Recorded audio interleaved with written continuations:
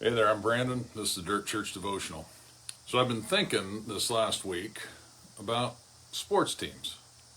Oddly enough, because I was not really super athletic in high school, and I don't really follow a lot of teams now. But whatever, this is still good and important. So the thing with sports teams is there's a couple of components that are very important to the team, to the success of the team, but they don't often get an awful lot of attention, at least not as much as the players on the team.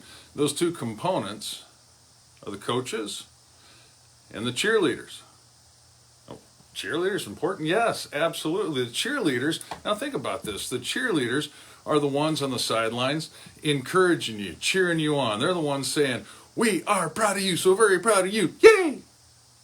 And it's important because you might get frustrated, you might get tired, you might get beat up playing a game, you might make a mistake, you might fall down, you might fumble, you might go the wrong way, you might trip, you might do something completely ridiculous, but the cheerleader is there to cheer you on and let you know that they still love you and they still care about you, they still believe in you, and yay, go team, we're proud of you.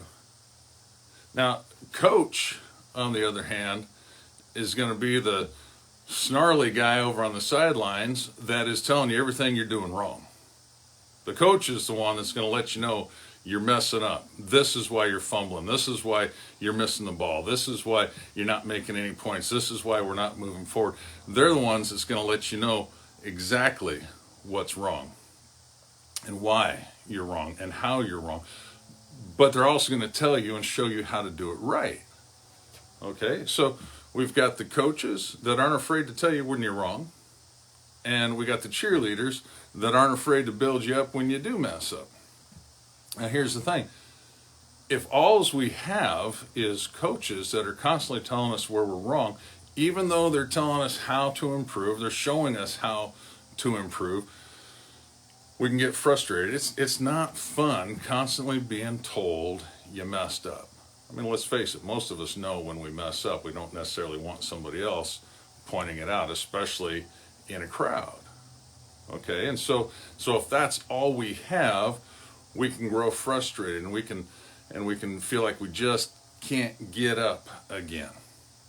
On the other hand, if all we have is the cheerleaders and they're constantly telling us how good we are and how much they love us and how much they believe in us, we're not going to be real disciplined to do it right because I get the praise anyway. And the danger, spiritually speaking, is this.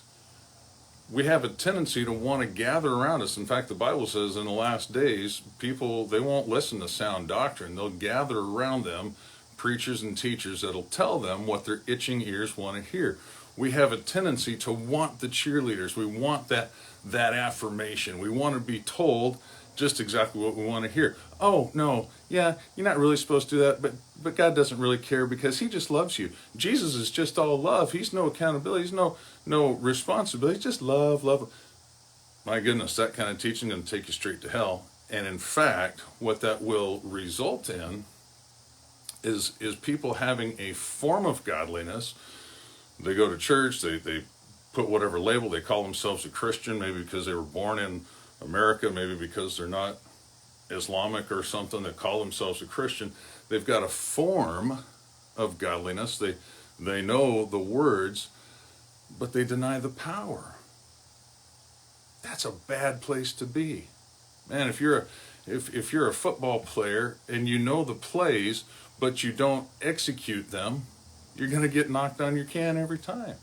If you know that you need to lift weights to get stronger, but you just go in the gym and talk all the time, like I've been accused of doing a time or 10, you're not going to get stronger.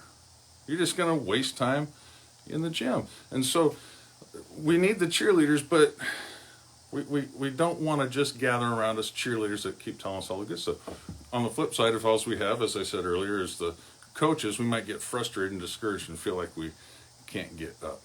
But here's a promise out of Ephesians. It says, let's not grow weary in well-doing, because if we persist at the right time, we will receive the blessing. We will be victorious. Break it down in modern English. If you keep going, you're going to win. If you don't give up when you get tired, if you keep making the plays like you're supposed to, you're going to win. So let's not grow weary. Let's stay at it. Let's cheer one another along, but let's not be afraid to coach. Get yourself a pastor, a preacher, a teacher, a friend, somebody that can be both a cheerleader and a coach. One that's going to encourage you, but one that's also going to help you toe the line. All right? Lord bless you. That's all I got for today. Oh, I was going to say, too, if you like these little videos, if they bless you and you think they might bless somebody else, please share them. On the flip side, if they annoy you and you want to annoy somebody else, share them. Let's get the word out. All right, talk to you later.